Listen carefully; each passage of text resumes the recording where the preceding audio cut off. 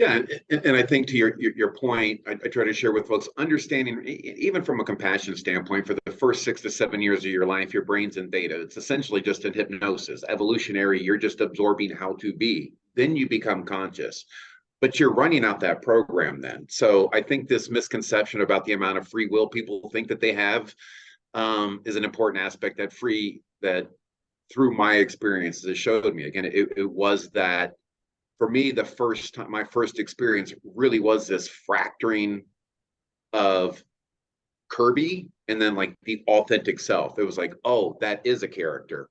Holy shit, that's a character. Um, and then as you're, and then as you're, integrating that experience, basically living life, that's when that's the interesting part with that experience is, folks will have the experience of like, I don't know what happened. I'm like, it takes time, right?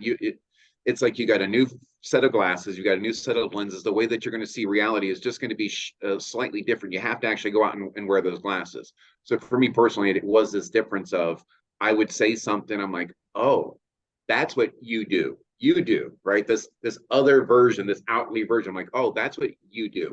That's what Kirby says. That's how Kirby responds. And it's one of those experiences that I just cannot emphasize enough how life-changing that is to see the character that you are, right? And I remember for the first week after my experience, I would say things and this little alarm would go off in my head and say ego. I would say something, I'm like, oh, you're saying that so they'll think that you've got something important to say, or you said that for, why are you saying that? Well, you're just trying to chime in and be, it was like this alarm system to your egoic patterns and how you're showing up. Most people never get a glimpse of that. If you never get a glimpse of that, how do you deprogram that? How do you start unwinding that?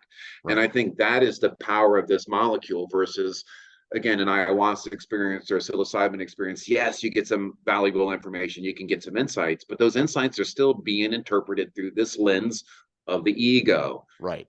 So, a lot of folks will have, like you said, very similar experiences. I had an ego death. Again, I hear it a lot too, especially in the Aya ceremonies. I did. I'm like, there's too many I's in that statement for it to be an ego death. So close, but it is different. And the difference is literally that I am everything.